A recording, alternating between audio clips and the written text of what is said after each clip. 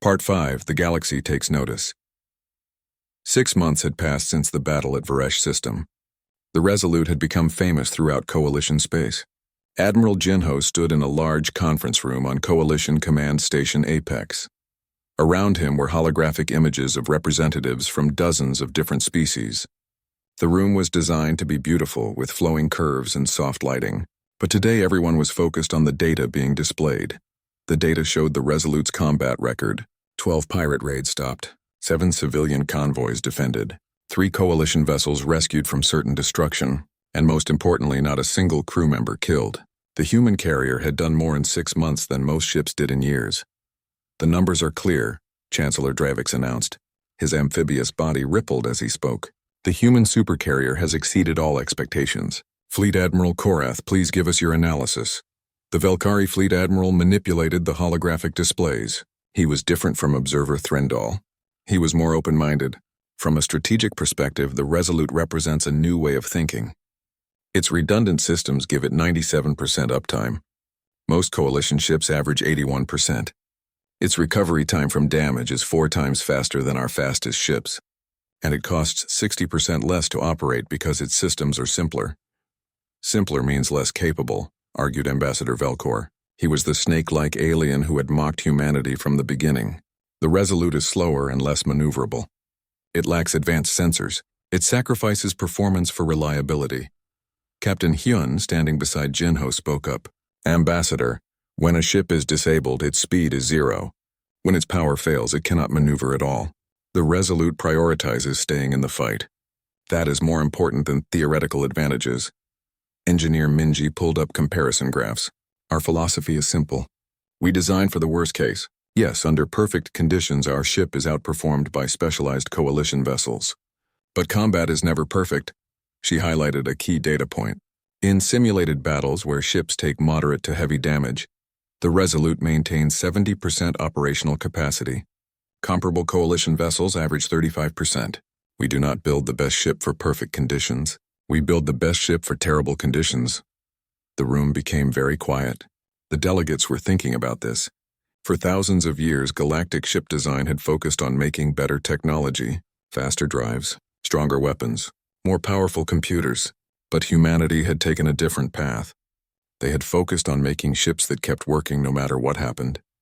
Chancellor Dravix raised a webbed hand. This council did not meet just to review the Resolute's performance. "Admiral Jinho, Fleet Admiral Korath, please present your joint proposal." Jinho and Korath looked at each other. Then Jinho spoke. "The Coalition faces growing threats. Pirates are getting bolder. Hostile species are testing our borders. Our intelligence suggests a major war may come within 5 years. We need ships that can take damage and keep fighting, not elegant ships that become helpless after the first serious hit," Korath continued. "We propose building 6 more supercarriers based on the Resolute design. Coalition engineers will work with human engineers to integrate compatible advanced technology. We also recommend retrofitting existing Coalition ships with human redundancy systems." "This is absurd," Velkor erupted. "You want us to make our ships more primitive?" "More resilient," Minji corrected firmly. "Ambassador, I have studied Coalition combat reports from the past decade. 47% of ship losses happened because of cascade failures. One damaged system caused others to fail until the vessel was destroyed. Human redundancy design prevents cascade failures. Fleet Admiral Korath displayed a hybrid design. We are not saying to abandon our technology. We are saying to combine our advanced systems with human resilience. Imagine a ship with quantum drives backed up by fusion drives, beam weapons supported by kinetic systems, advanced shields reinforced by traditional armor. The best of both approaches," Jinho added. "Your technology gives us cutting-edge capability. Our engineering gives us staying power." The debate went on for hours. Some delegates did not want to change. They clung to old ideas about technological superiority. But others saw the wisdom in humanity's approach, especially the species that had lost many ships in recent conflicts. They understood that survival mattered more than sophistication. Finally, Chancellor Dravix called for a vote. "All those in favor of the Joint Carrier Construction Program and the Voluntary Retrofit Initiative?" The holographic representatives lit up one by one. First the species who had suffered losses, then practical leaders who saw the tactical advantages. Finally, even some traditional powers voted yes. Pride was important, but survival was more important. The measure passes, Dravix announced. Human practical engineering will be integrated into coalition defensive strategy. Admiral Jinho, you and your crew have earned a place of honor. You took our mockery and turned it into respect. After the session ended, Jinho, Hyun, and Minji stood on an observation deck. They looked out at the Resolute docked nearby for maintenance and resupply. The carrier looked battle-worn but strong. Scorch marks on its hull told stories of combat, but every system still worked perfectly. We did it, Minji said quietly. We proved them wrong. We proved them incomplete, Jinho corrected. They were right about having more advanced technology, but they were wrong to think advancement alone guaranteed survival. Captain Hyun smiled. Earth learned that lesson many times. The most advanced side does not always win. The side that refuses to give up wins. In the distance, 6 new keels were being laid in coalition shipyards. The new supercarrier fleet was beginning. Each ship would combine human toughness with alien innovation.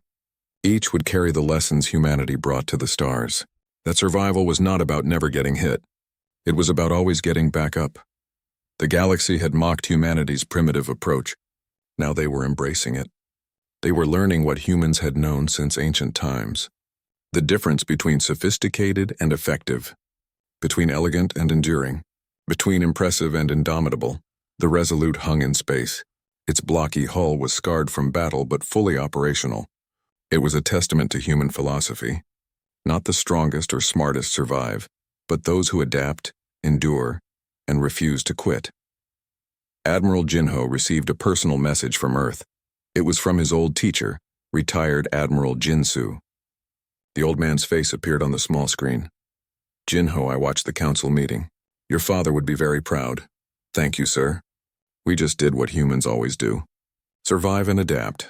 And sometimes, the old admiral added with a knowing smile, teaching the universe that stubbornness has value. Jinho laughed. Stubbornness and backup systems, sir. The 2 foundations of human engineering. As the transmission ended, Jinho looked at the Resolute one more time. The ship the galaxy had called primitive had become the model for the next generation of coalition defense. Humanity had taken its first real step toward being accepted, not just as members of the galactic community, but as essential contributors to its survival. In shipyards across coalition space, engineers from hundreds of worlds were learning to think like humans, to design for disaster, to build for endurance, to embrace the truth that in space the ship that survives is the ship that wins. The age of elegant but fragile vessels was ending. The age of practical engineering had begun. At its heart was a simple idea humanity carried from Earth to the stars. When everything goes wrong, redundancy and resilience matter more than speed and sophistication. The galaxy was finally understanding what humans meant when they said those 3 important words.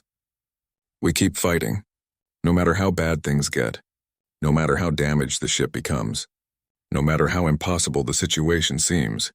Humans keep fighting, and now the rest of the galaxy was learning to fight the same way. Admiral Jinho gave one final order to his crew. Prepare for departure. The border regions need protection. There are people out there who need help. And the Resolute is going to provide it. The massive carrier's engines glowed bright blue. The ship that had been mocked was now the most respected vessel in coalition space. Not because it was the fastest or the strongest, but because everyone knew that when the Resolute arrived, the fighting would not stop until everyone was safe. That was the human way. That was the promise humanity made to the galaxy. And it was a promise they would never break. Part 4, Proving Ground. The Resolute burst out of jump space into complete chaos. 12 merchant ships were scattered across the area. They were running in different directions trying to escape. 6 pirate ships were chasing them. The pirates were shooting at the merchants, damaging their engines and preparing to board them. These were not military vessels. These were families trying to flee from a war. They had no weapons. They had no shields. They only had fear. Tactical report, Admiral Jinho ordered the moment the jump was complete. 6 enemy ships, destroyer class, reported Tactical Officer Minsu. His fingers moved quickly across his console. They have plasma weapons and gravity disruptors. 3 merchant ships are already disabled. 9 are still running. About 40,000 civilians total. Flight Wing Commander Yuna was already moving. Admiral requests permission to launch all wings. Granted. Defend the civilians first. Engage pirates second. Inside the huge hangar bays, 300 fighter craft roared to life. Pilots strapped in and began launch procedures. The fighters launched from 6 different tubes in waves. Within minutes, all 300 were in space and forming into squadrons. This was the launch speed that had impressed the Coalition observers. Now it was going to save lives. Captain Hewen was listening to the pirate communications. "They are hailing us, Admiral." "Should I answer?" "Put them through." A holographic image appeared. The pirate commander was a reptile-like alien named Volcar. His face was covered with scars. He looked mean and dangerous. "Unknown vessel, you are interfering with our salvage operation. Leave now or we will destroy you. This is Admiral Jinho of the Coalition vessel Resolute. You are attacking civilians. Power down your weapons and surrender. If you do not, I will disable your ships and drag you back to Coalition space." Volcar laughed. It was a harsh, ugly sound. "Coalition? I see one ship.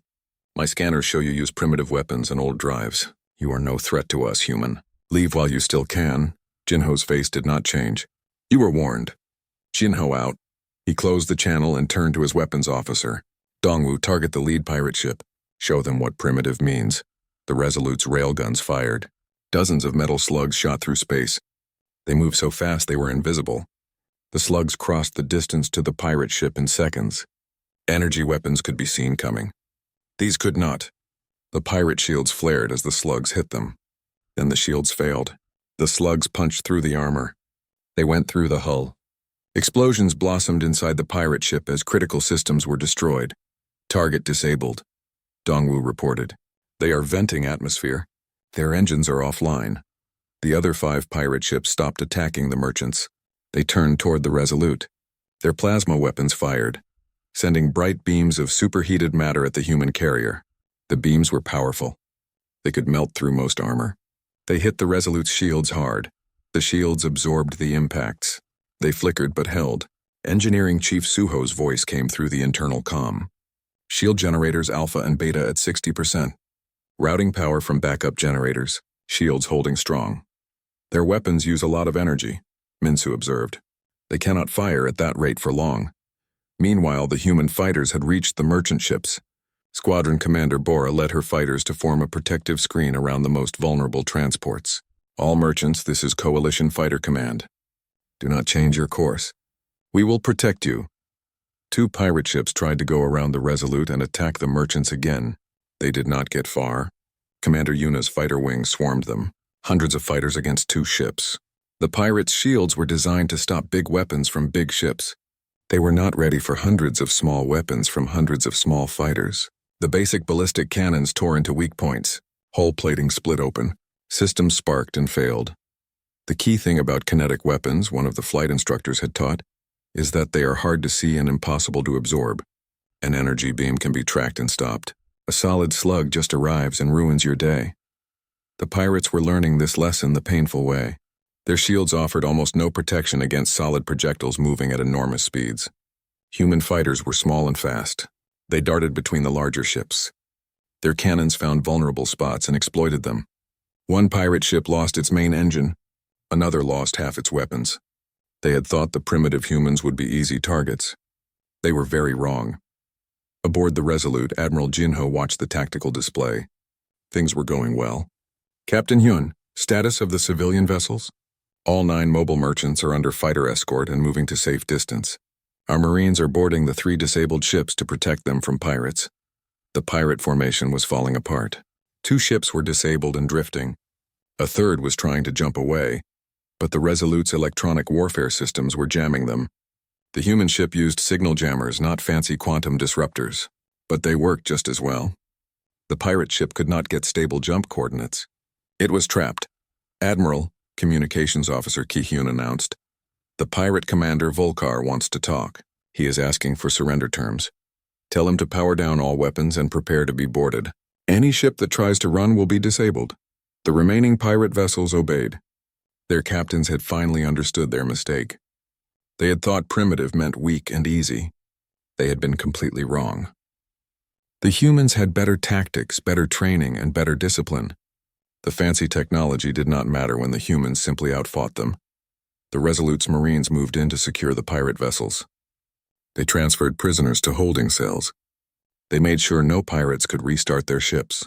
As this was happening, a priority message came from Coalition Command.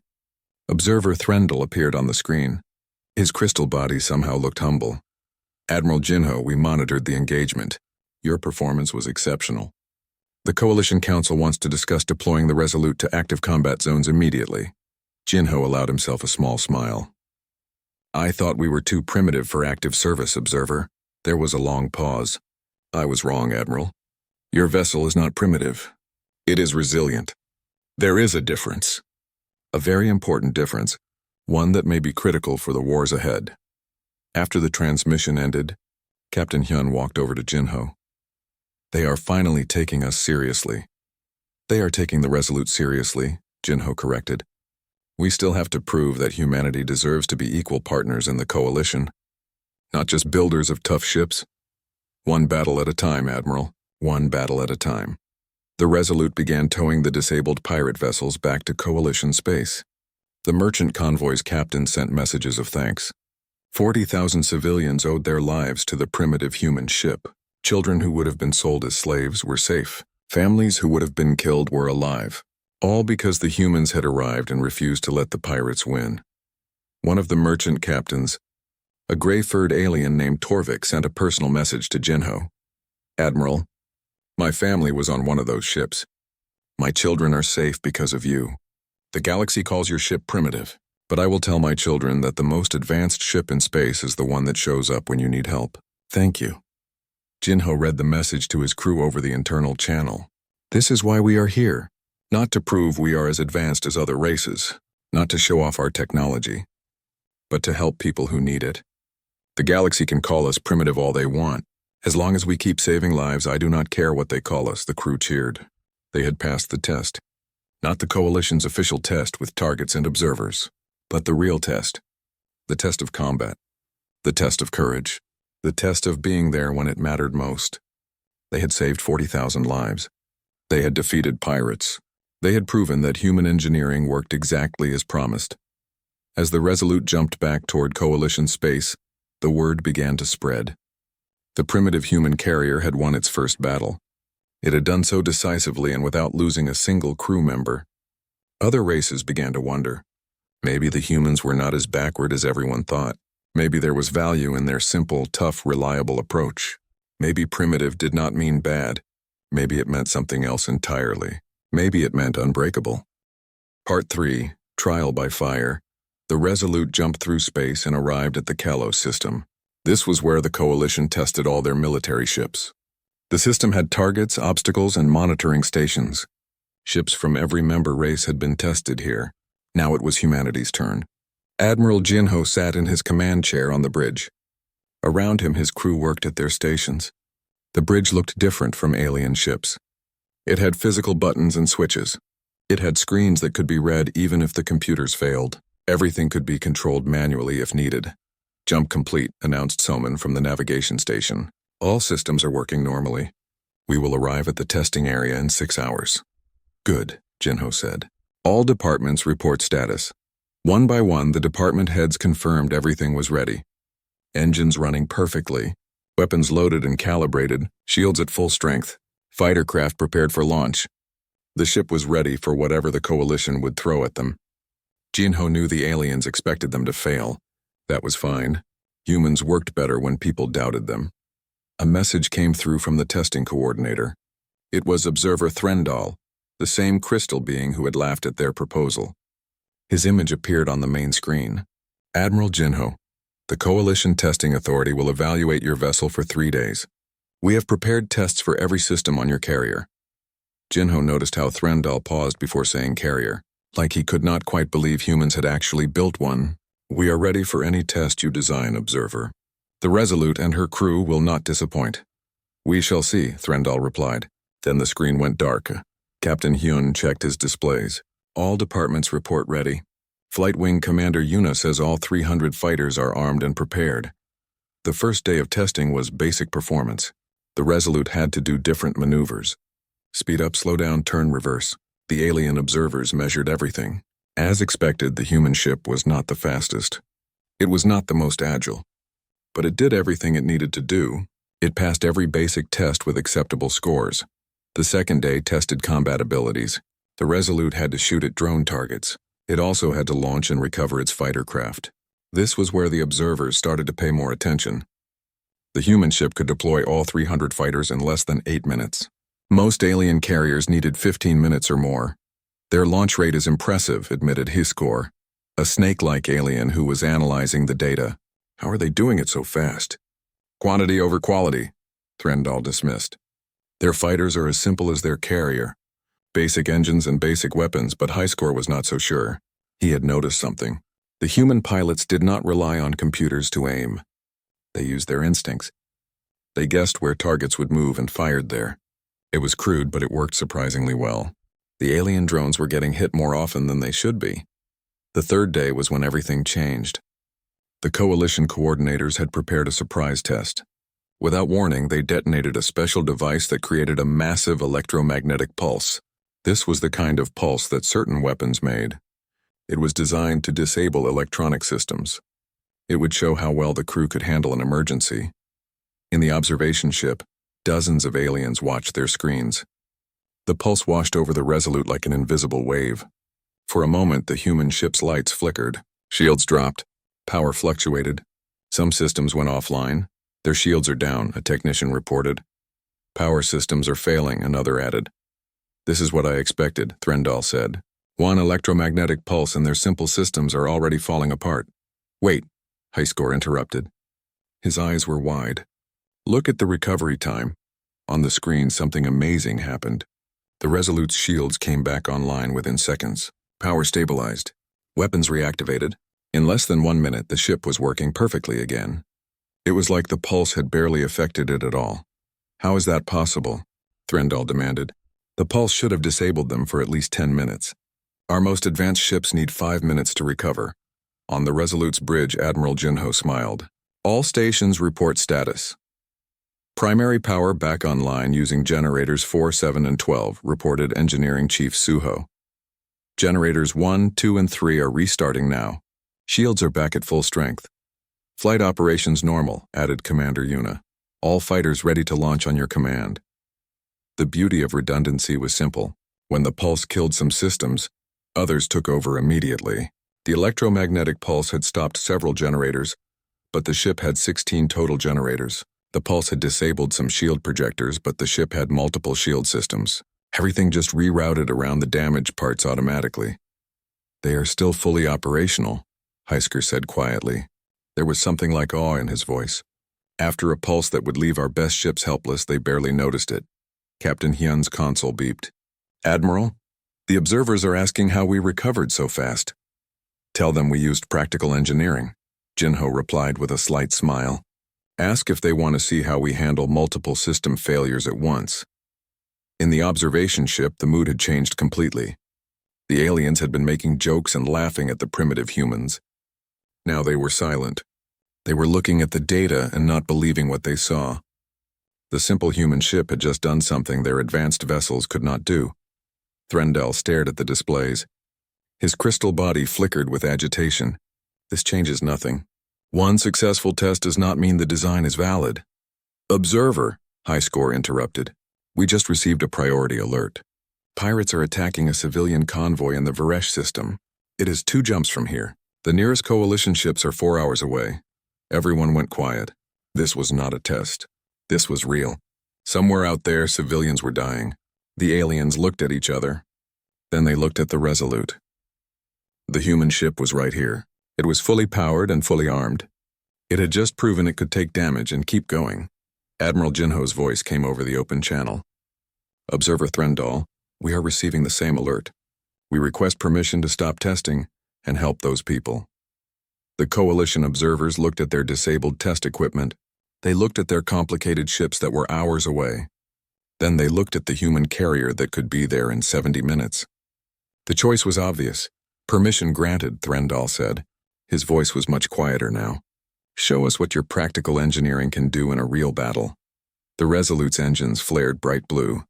The massive carrier began accelerating toward the jump point. Inside, the crew moved with purpose. They had trained for this. They were ready for this. The tests were over. Now came the part that mattered. Now they would save lives.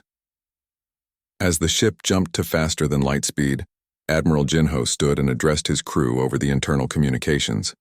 This is what we built the Resolute for, not to pass tests, not to impress observers, but to help people when they need it most. There are 40,000 civilians in that convoy. They are being attacked by pirates. We are going to save them. We are going to show the galaxy what humans do when people need help. We are going to show them why we never give up. The crew responded with determination. Pilots ran to their fighters. Gunners powered up the weapons. Engineers made sure every system was running at peak performance. Marines prepared their equipment in case boarding actions were needed. Everyone knew their job. Everyone was ready to do it. The Resolute raced through jump space toward the battle. The galaxy was about to see that primitive did not mean weak. It meant tough. It meant resilient. It meant that when things went wrong, humans just worked harder. The pirates in the Varesh system had no idea what was coming. They were about to learn a hard lesson. Never threaten the innocent when humans are nearby, because humans will come, and humans will not stop until everyone is safe. Part 1. The Council's Mockery. The large room was filled with strange beings from different worlds. Some looked like giant crystals that glowed with soft light. Others had scales and moved on floating platforms. A few looked like fish people with wet skin that sparkled under the lights. They were all here for one reason: to listen to what the humans had to say.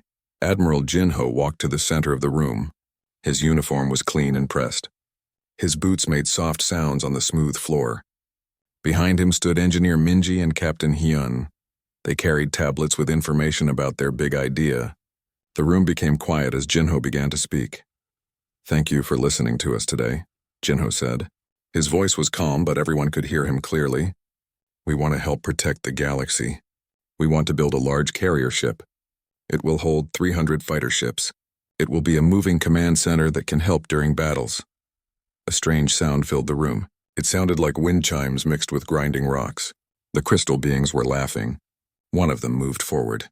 His name was Threndel, and he was very tall. Light bent and twisted around his body as he spoke. "Admiral Jinho," Threndel said. His voice sounded like music, but the words were not kind.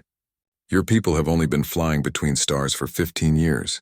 We have been doing this for thousands of years. What can you possibly teach us about building ships?" Minji felt her hands get tight around her tablet. She had worked for months on this design. She had not slept much.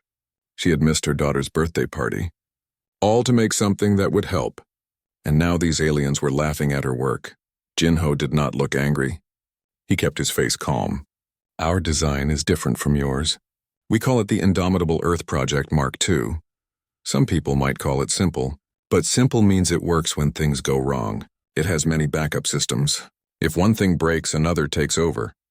A snake-like alien moved closer on his floating disc. His name was Velcor. He had bright yellow eyes that looked at the humans like they were children. "You mean your design is old and basic? Your people still use fire to push rockets into space. You connect metal pieces by melting them together. The rest of the galaxy stopped doing that a long time ago. We have better ways now." Captain Hyun stood very still. His face showed nothing, but inside he was angry. Earth had seen terrible wars. His own grandfather had fought in conflicts that almost destroyed the planet. Humanity knew how to survive when everything was falling apart. These aliens with their fancy technology did not understand that. "We ask for 1 year," Jinho said firmly. "Let us build a test ship. If it does not work as well as we promise, we will stop. We will help build your ships instead. We will follow your designs." The room exploded with noise. Every alien was talking at once. Some were laughing. Others were arguing. A few seemed curious, but most thought this was a waste of time. Finally, an old alien raised his webbed hand. This was Chancellor Dravix. He was the leader of the coalition. When he moved, everyone became quiet. "The humans may build their ship," Dravix said. His voice was deep and seemed to come from everywhere at once. "This will be a good lesson. When your old methods fail, you will understand why the galaxy has moved forward. You will learn to respect those who know more than you." The meeting ended. Jinho, Minji, and Hyun walked down the long hallway outside the chamber. Nobody spoke for a while. Their footsteps echoed off the strange walls. Finally, Minji stopped walking and turned to the others. "They are going to be very surprised," she said. A small smile appeared on her face. Her eyes had a determined look that Jinho had seen before. It was the look of someone who would not give up no matter what. Hyun nodded slowly. Let them think we are simple. Let them think we do not know what we are doing. People have thought that about humans before. It never works out well for them. Back on Earth, the message arrived at the shipyards near the moon. The project was approved. Teams of engineers and workers got ready to start. They knew this would be hard work. They knew the galaxy was watching and waiting for them to fail. But they also knew something the aliens did not know. Humans were very good at proving people wrong. In the lunar orbital facility, screens lit up with the ship design. It looked different from alien ships. It was not smooth and curved. It was blocky and practical. Every part had a purpose. Every system had backups. The aliens might have faster ships with stronger weapons, but the human ship would be the one that kept working when everything else stopped. The head of the construction team sent a message to all the workers. They think we cannot do this. They think our methods are too old. They think we are not smart enough. So we are going to show them what humans do best. We are going to build something that will not break. We are going to prove that sometimes the old ways are the best ways. As the first pieces of the Supercarrier began to take shape in space, Admiral Jinho looked at the stars through his window. Somewhere out there, aliens were laughing at the primitive humans. They were making jokes about Earth's simple technology. They were waiting to say they told everyone so. But Jinho remembered something his teacher had told him years ago. The strongest blade is not the one that never bends. It is the one that bends and then springs back. The best ship is not the one that never gets hit. It is the one that gets hit and keeps fighting. The IEP2 project was beginning. The Resolute was about to be born. And the galaxy was about to learn that primitive did not mean weak. It meant tough. It meant reliable. It meant that when the fancy technology stopped working, the simple technology would still be running. Humanity was ready to show the stars what they were made of, and nothing was going to stop them. Part 2. Building the Impossible. The construction area floated in space near Earth's moon. Huge metal beams stretched out in every direction. Bright lights illuminated the work zones where hundreds of people moved around in spacesuits. Ships carried materials back and forth. Welding torches created brief stars as metal was joined together. The Supercarrier was taking shape slowly but steadily. Engineer Minji stood in the control room. She was surrounded by screens showing every angle of the ship. Her coffee had gone cold hours ago, but she did not care. She was watching her dream become real. The ship looked big even though it was only partly finished. It would be 3 kilometers long when done. That was longer than 30 football fields placed end to end. How is Section 7 doing? Minji asked into her headset. Almost finished, answered Taiho. He was in charge of the ship's frame. The support beams are 3 times stronger than they need to be. Just like you wanted, Minji smiled. Other space races used special materials that were very strong but hard to fix. If those materials broke, you needed special tools and special knowledge to repair them. The human ship used normal materials but used a lot of them. Many layers, many supports. If one broke, the others would hold. Any engineer with basic tools could fix it. Across the facility, Unji was working on the engines. Most big ships had 1 or 2 powerful drives. If those drives broke, the ship could not move. The human ship was different. It had 24 engines arranged in 6 groups. Any 6 engines could move the whole ship. If 18 engines stopped working, the ship could still fly. It was not elegant, but it was smart.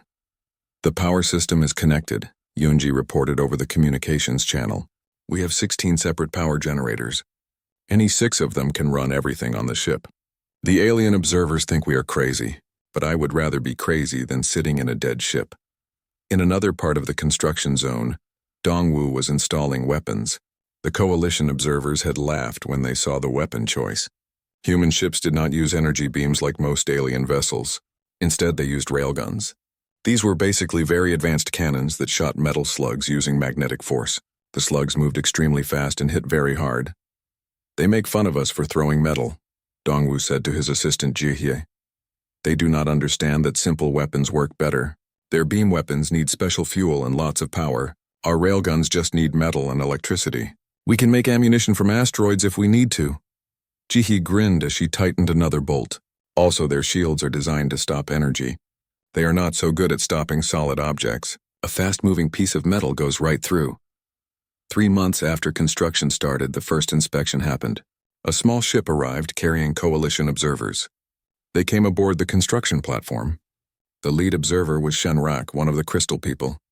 His body glowed as he looked around at the half-finished carrier. "This is very basic," Shenrak said. He ran a scanner over the exposed metal.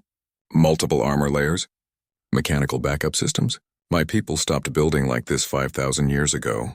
Why would you use such old methods?" Minji walked up to stand next to the observer. She was much smaller than him, but she did not seem nervous. "Your people found better methods.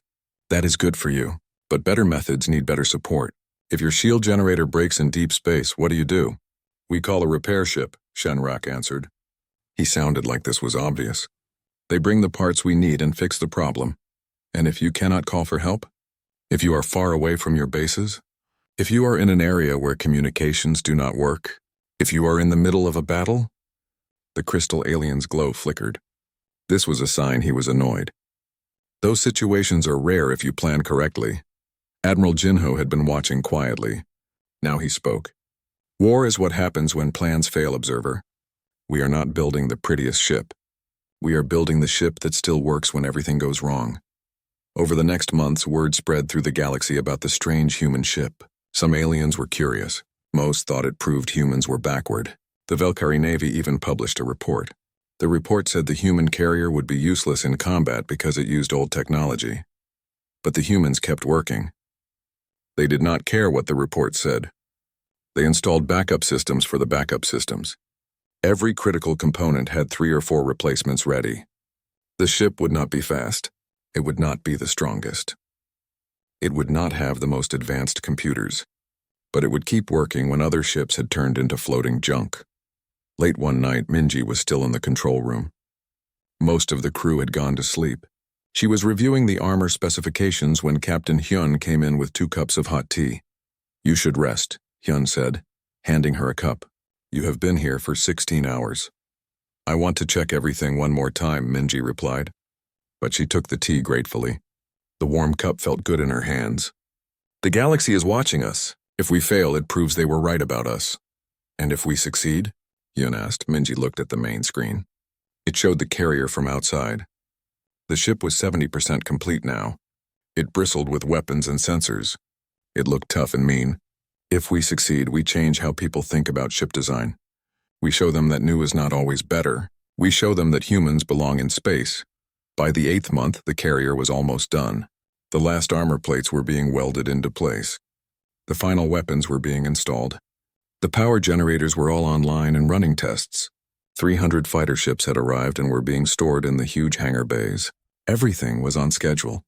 The aliens who came to observe were confused. They expected the humans to have problems. Old technology always had problems, they thought. But the human ship worked fine. In fact, it worked better than fine. Every system performed above minimum requirements. The backup systems all tested perfectly. The ship could take huge amounts of damage and still function. "It is ugly," one observer commented, "but I cannot deny it is well built."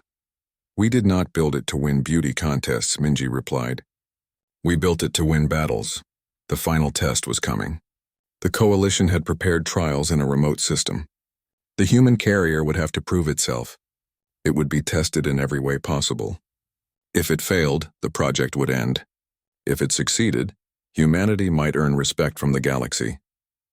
As the completion date approached, the crew of the Resolute began to arrive. Pilots, engineers, gunners, marines, medical staff, and command personnel. They came from all over Earth. Different countries, different languages, different backgrounds. But they all shared one thing. They believed in the ship. They believed in what it represented. They believed that humans could stand equal with any race in the galaxy. Admiral Jinho gave a speech to the assembled crew on the day before departure. "This ship is not the most advanced in the galaxy. Our sensors are not the best. Our weapons are not the strongest. Our shields are not the most powerful. But this ship has something no other ship has. It has humanity's spirit. It has our refusal to give up. It has our ability to keep fighting when everything is broken. That makes it the most dangerous ship in space." The crew cheered. Engineers who had worked without sleep cheered. Pilots who would fly the fighters cheered. Marines who would defend the ship cheered. They knew the galaxy thought they would fail. But they also knew that humans had a long history of doing the impossible.